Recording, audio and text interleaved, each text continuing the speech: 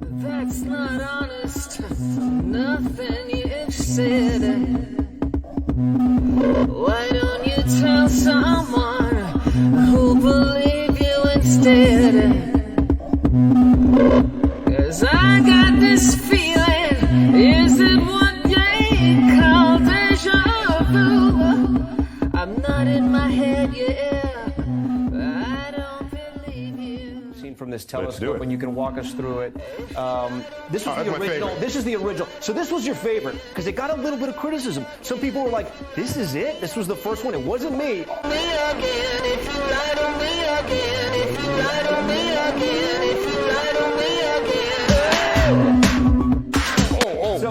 Bring it on. Okay, so tell me what we're looking at here. Okay, so first, we are looking past several stars sitting on our nose in our own Milky Way galaxy. These are the spiked objects that are here. Ignore them. Okay. They're just in the way. Oh, the great Oz has spoken. Oh. Pay no attention to that man behind the curtain. All right, what we're actually looking towards is a galaxy cluster halfway to the edge of the universe. Okay. It has a very strong gravitational field surrounding it. Meanwhile, galaxies behind it, these that are curved into arc shapes, they're like passing through the universe, minding its own business. It sees this distortion in the fabric of space and time, and it curves in response to it. Einstein predicted this.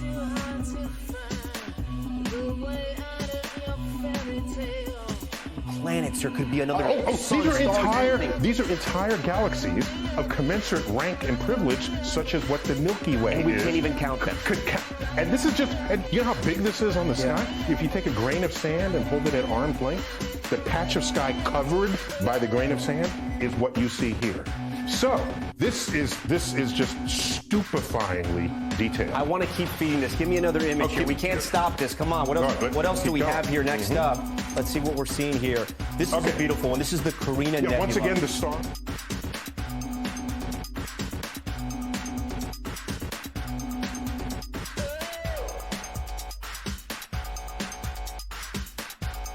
That are nearby.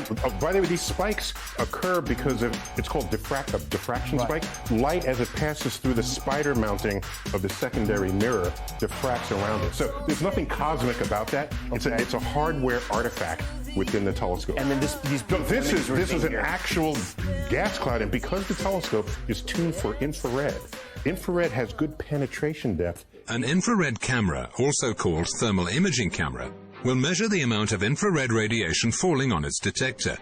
Through special calibration, some thermal imaging cameras are able to measure the temperature of the object. Thermal imaging is not the same as using night vision goggles. No, night vision goggles amplify small amounts of visible light so that objects can be seen at night. They only work if at least some light, like moonlight or starlight, is present. Thermal imaging works by detecting the heat energy being radiated and needs no light at all. I can see there's a point. You want to drag me in to impress me and depress me with your web of sin. If you lie to me again, if you lie to me again, then you say you're my friend. Gas clouds. By the way, it's the same reason why your fog lights on your car are more red and amber than blue. The more red you are into the spectrum, the deeper into clouds you can penetrate. And when you do that, you have access to places where stars are being born, as well as planetary systems around them. Are these colors enhanced at all by NASA, or is this what the telescope is seeing? Okay, you want to go there? We'll go there. Let's do this. Yeah. Okay, so in your eye, you have red, green, and blue RGB sensors in your retina.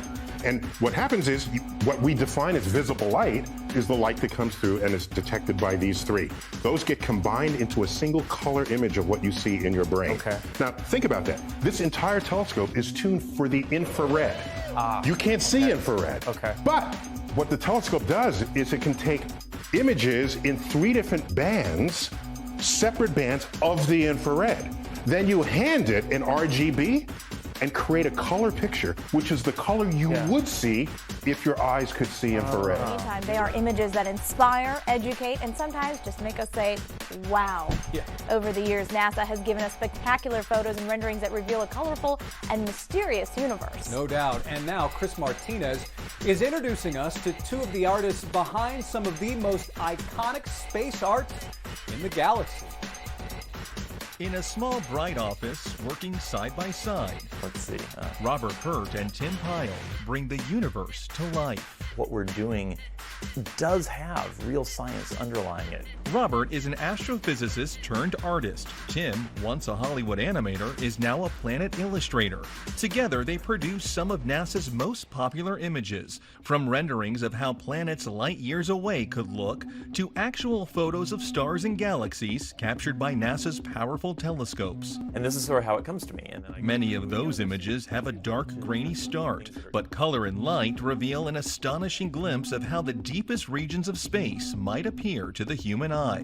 What I'm trying to do is show people sort of the broader colors that the universe has to offer. It's a delicate blend of imagination and data. The artists meet with NASA scientists over many drafts to ensure a planet or galaxy's look lines up with the research to make each one as accurate as possible. I love the challenge. It's kind of like a puzzle to me of trying to create something that looks really cool within the restrictions that were given by the scientists. It can take days, even weeks, to produce just a single image. The dazzling final results, enough to keep us all dreaming of the final frontier for years to come. That's not honest. Nothing you've said. Why don't you tell someone who'll believe you instead? 'Cause I got this feeling, is it what they call deja vu? I'm not in my head yet.